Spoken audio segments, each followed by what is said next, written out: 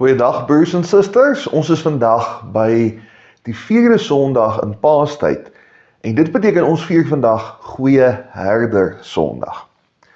So kom ons bid tot Jesus, ons Goeie Herder, en kom ons vra vir hom om vandag met ons iets te deel en ons op die regte pad te hou. Kom ons bid saam. Ons groot en magtige, lewende Here Jesus, ons is so bevoorreg om elke dag in die teenwoordigheid van U Gees te lewe. Dit is so 'n geweldige geskenk om deel van U kudde te mag wees. Seën asseblief die boodskap, die woord wat ons nou gaan lees, en help ons om soos goeie skape ook daarna te luister. Amen. Ons lees vandag uit Johannes 10. Ons lees vers 1 tot 10 en dit is alles hier op bladsy 121 van die Nuwe Testament. Amen, amen. Ek sê vir julle, wie nie by die hek van die kraal ingaan nie, maar van 'n ander kant af inklim, daardie man is 'n dief en 'n rower. Maar hy wat by die hek ingaan, is 'n herder vir die skape. Vir hom maak die hekwagter oop, en die skape luister na sy stem. Hy roep sy eie skape op hulle naam en lei hulle uit. Wanneer hy al sy eie skape uitgelei het, gaan hy voor hulle uit, en hulle volg hom, omdat hulle sy stem ken. Hulle sal 'n vreemde nooit volg nie, maar van hom wegvlug, omdat hulle die stem van vreemdes nie ken nie. Hierdie gelykenis het Jesus aan hulle vertel, maar hulle het nie begryp wat hy vir hulle sê nie. Jesus het toe weer gesê, Amen, amen. Ek sê vir julle, ek is die deur vir die skape. Almal wat voor my gekom het is diewe en rowers. Die skape het egter nie na hulle geluister nie. Ek is die deur.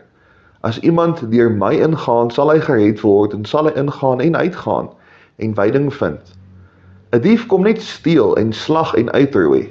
Ek het gekom sodat hulle lewe kan hê en dit in oorvloed. Ons lees net tot sover. Mag die Here elkeen seën wat hierdie woord hoor en ook daaraan gehoor gee. Partykeer is 'n hek nie 'n hek nie. Vir ons is 'n motorhek nie dieselfde as vir iemand in die stad nie. Vir ons is 'n motorhek metaalstawe wat dwars oor 'n gat geswys is. Bakkies en motors kan daaroor ry, maar die vee hou nie daarvan om daaroor te loop nie. Toe ek Louna toe getrek het van Pretoria af, toe vertel die tannie vir my van die motorhek waar ek moet in na hulle plaas toe. Na 'n halfuur se gesoek bel ek die tannie en ek sê ek kry nie die motorhek nie, want ek was op soek na 'n oprit by 'n hek. 'n Hek met ander woorde vir motors. Vanoggend is 'n hek nie 'n hek nie en 'n herder is nie 'n herder nie. Die 4de Sondag na Paasfees is Goeie Herder Sondag en die leesrooster teks uit Johannes is altyd Johannes 10. Ons lees of vers 1 tot 10 soos vandag, of vers 11 tot 18, of vers 22 tot 33. Ek maak nie die reëls nie. Maar wat interessant is van vandag op Goeie Herder Sondag is Jesus sê nog nie hy is die herder nie. Wat sê Jesus is hy? Jesus sê hy is die hek en Jesus sê hy is die deur. Natuurlik sê Jesus hy is die herder op 'n ander plek in die Bybel. Hy sê dit net in die volgende vers. Maar dis nie waarop ons vandag gaan konsentreer nie. Jesus sê net in vandag se skriflesing dat hy die hek of die deur vir die skape is. Deur is die mees akkurate vertaling, want is nader aan die Grieks, maar ons voorsate het maar hek ook gebruik, want watter skape loop tog nou deur deure? En tog, selfs hier, is 'n hek nie 'n hek nie. Daar was die tegnologie om hekke te bou, ja. As jy deel van die hoëlei was, het jou erf dalk 'n heining en 'n houte hek rondom gehad. Maar nommer 1, daar was nie skaapkampe nie. Jy het jou kudde na veiding toe geneem. As hierdie koppie vandag dalk 'n bietjie uil gelyk het, dan het jy aan die ander kant toe geloop. Of as hier dalk klaaskape was, het jy in die teenoorgestelde rigting beweeg. En nommer 2, 'n hek was nie genoeg om die skape te beveilig nie.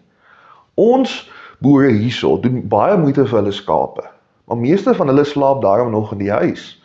Wat Jesus oor homself sê as herder was eintlik waar van alle gewone herders. Elke skaapwagter was self ook die hek van die kraal. Die hek was bloot 'n gat in die kraalmuur. Snags het die skaapwagter daar in daardie gaping geslaap. So as die skape wou uitloop, dan sou die skaapwagter wakker word. 'n Dief of 'n rower sou nie by die hek inkom nie, want die skaapwagter was die hek. Hoopelik sou die skape dan geraas maak as die dief oor die muur klim, en dan kon die wagter die skelm probeer vang. As Jesus sê dat hy die deur van die kraal is dit eintlik 'n geweldig nederige en kwesbare stelling. Dit beteken hy slaap buite in die koue, en daar tussen die skaapmis. Herders in die tyd van die Nuwe Testament was die heel laagste van al die beroepe. Jy het net skape gaan oppas as jy geen ander werk kon vind nie. Jy was altyd onrein want jy het gewerk op die Saterdag. Dikwels was jou enigste vriende ander skaapwagters. En dis hoekom die skaapwagter getuies van Lukas soveel meer spesiaal is, want God kies die onbelangrikste, mees onbetroubare groep onder die gepepel om ooggetuies te wees. Jesus kies om homself te assosieer hiermee. En dis nie iets wat enige gewone koning sou sê nie, maar Jesus sê dit met baie goeie rede. Soos op baie ander plekke in die Bybel, is hier dan nou ook 'n storie agter die storie. Jesus sê indirek dat hy nie net 'n deur is nie, maar hy is ook 'n beskermer. En hy is die beskermer van iemand spesifiek, die blinde man van Johannes 9. Jesus en die disippels kom af op 'n blinde man, wat al van geboorte af blind is. En die apostels loop nie regtig oor van sensitiwiteit wanneer hulle die man ontmoet nie. Hulle vra nie vir Jesus, maar Jesus kan u dalk iets vir hierdie blinde ou doen nie? Hulle vra nie, maar Jesus, is daar dalk iewers 'n muntstuk of 2 of dalk net 'n stukkie brood om vir hom te gee nie? Hulle heel eerste vraag is, Jesus, deur wie se sonde is hierdie man blind gebore? Sy sonde of sy ouers sin? Die vraag is deels hulle skuld, maar ook deels nie hulle skuld nie. Dit verklap maar iets van die giftige geloof en bygeloof van die tyd. As jy jou arm gebreek het, jy het uit 'n boom uitgeval, dan was dit oor jou sonde. As jou man of jou vrou jou los, dan was dit dalk oor ou sonde. En as jou kind blind gebore was, dan het jy of iemand groot sonde gepleeg in jou verlede. Straf en vergelding was outomaties aangeneem. Jesus se antwoord hierop was dat dit niks met sonde uit te waai het nie, en Jesus genees die man net daar. Meeste regdenkende mense sou baie bly wees hieroor. Die Fariseërs nie. Hulle soek nou die een wat die blinde ou gesond gemaak het. Hou jou wondertekens vir 'n ander dag van die week, jou skobbejak. Jesus het hom gesond gemaak op die Sabbat.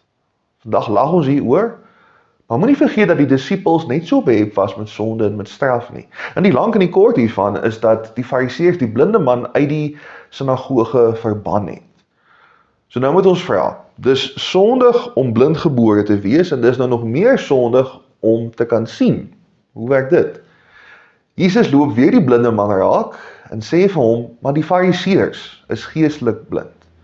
Alles wat Jesus sê in Johannes 10 vers 1 tot 21 is 'n reaksie op die jaloesie en die hardkoppigheid van die Fariseërs. As ons hulle vergelyk met Jesus, dan is hulle slegte herders. Hulle gee nie om vir die skaap nie. Hierso is een skaap wat vir die eerste keer kan sien van dat hy 'n lammetjie is. En al wat hulle sien is sonde. Dit is nie goed nie en dit is nie reg dat die Fariseërs die voormalige blinde man weggejaag het nie. Maar Jesus gee dan vir hom 'n nuwe gemeenskap, waar sy vorige een hom verwerp het. Ons sou kon sê, maar Jesus sê, hulle is soos 'n ooi wat nie die lam wil vat nie, maar kom jy na my toe. Dit laat my nogal wonder, oor wat Jesus bedoel as hy praat van die skape wat sy stem ken. Jesus sê dat sy skape nie agter vreemdelinge aanloop nie, maar agter hom aan. En dis 'n baie waardevolle opmerking vir ons tyd. Wie is die mense aan wie ons gesag toeken? En hoe getrou verteenwoordig hulle vir Jesus? In 1966 sê John Lennon dat die Beatles nou meer gewild is as Jesus. In 2011 het oud-president Jacob Zuma gesê, 'n stem vir die ANC is 'n stem vir God. In 2022 sê die akteur Ezra Miller, hy is Jesus, hy is ook die duiwel en hy is die Messias. Oor die algemeen het die plek van geloof in die samelewing wêreldwyd verklein. Maar die mense se soeke na betekenis en verborgenheid het nie. Dit was nog nooit makliker om jouself in die publieke oog op te stel as 'n soort Messias nie. Uit die wêrelde van vermaak, politiek en selfs godsdienst daag hierdie sogenaamde onfeilbare figure op. Nou, ek het ernstig gevra oor enige gemeenskap wat opgestel is rondom iemand wat altyd reg is. Want ek glo Jesus is alleen hoof van die kerk en alleen koning van die wêreld. So hoe akkuraat weerspieël die mense wat ons beïnvloed hom? Jesus is die hek wat keer dat die skape agter 'n vreemdeling aanloop. So Jesus is ons goue standaard. As ons iemand wil opsweep of mislei, dan kan hulle net vra, maar sou Jesus dit gesê het? As ons invloede nie soos Jesus optree nie, dan is hulle nie geregtig op daardie plek in ons lewens nie. Maar daar is 'n ander kant aan hierdie hek wat nie 'n hek is nie. Ek neig om te dink aan 'n kraal uit die oogpunt van die skaapboer, want ek is 'n mens. Hier gaan die skape in, hierso slaap hulle en dis waar jy hulle later gaan haal. Toe lees ek in die week 'n kommentaar wat hierdie gedeelte vir my heeltemal omswaai. Dink gou aan die kraal se hek vanuit die oogpunt van die kudde. Jy kom in by die hek, maar jy gaan ook weer uit by die hek. En wat gebeur as jy by die hek uitgaan? Jy word medisyne gegee, jy word geskeur, jy word geslag, ja, maar jy gaan ook eet. Meeste van die tyd, as jy by die kraal weer uitgaan, is dit om te gaan wei. So die hek is nie net 'n ingang nie, dis ook 'n uitgang. En toe ek dit lees, sien ek 'n ander kant van hierdie metafoor. As Jesus sê hy is die deur of die hek vir die skape, gaan dit nie net oor beskerming nie. Dit gaan ook oor toegang tot die weivelde, die lewe in oorvloed. In die konteks van die blinde man en in ons eie konteks is dit so kosbaar. Die grootste en belangrikste deel hiervan sekerlik is ons verlossing. Ons kan nie in paastyd wees en dit nie noem nie. Jesus gee vir ons die ewige lewe. Ons hoef nooit weer te wonder of daar vir ons 'n plekkie is by God se kudde nie, want as jy in Jesus glo, dan is daar. Selfs die stank van die sonde, die onaangename geestelike implikasies, vat Jesus weg. Jesus sê, nee, maar die sonde het niks met die man se blindheid te doen nie. Die volgende deel hiervan, is dat Jesus vir ons 'n plekkie gee om te behoort. Ek het nog nooit aangesluit by die golfklub in Victoria Wes nie. Ek het niks teen die klub nie, ek dink dis lekker mense, maar ek speel nie golf nie. Ek is so jaloers op elke jaar se golftoer, want dit klink so lekker, maar ek kan nie speel nie. Want as jy nie golf speel nie, nie stokke het nie baan vir jy betaal nie, wat soek jy op die baan? Jesus se kerk werk nie so nie. Die enigste ledegeld hoef jy nie te betaal nie en die enigste prestasie het iemand anders bereik. As jy Jesus se geskenk van genade aanvaar, dan kan niemand jou lidmaatskap weier nie. So Jesus betaal jou ledegeld, jy kan maar net opdaag. En Jesus bied ook vir ons aan die derde plek, troos en genesing. Ek wens ek kon vandag sê, dat ek weet, ek iemand se blindheid of siekte weg kan bid. Ons bid wel elke week vir ons siekes in die konsistorie en baie van hulle raak nogal gesond, maar dis die Here se werk. Dis 'n ander saak. Ek kan nie vir iemand vandag waarborg ek gaan hulle ADHD, depressie of kanker wegbid nie. Ek wens ek kon. Ek kan ook nie sê dat die Here my eie jeug of my vernielde rugwervels al genees het nie. Maar toe die pandemie tref, toe was die Here daar vir my, nes vir almal van ons. Toe ek 2 paas aan die dood afgestaan het, was die Here ook daar.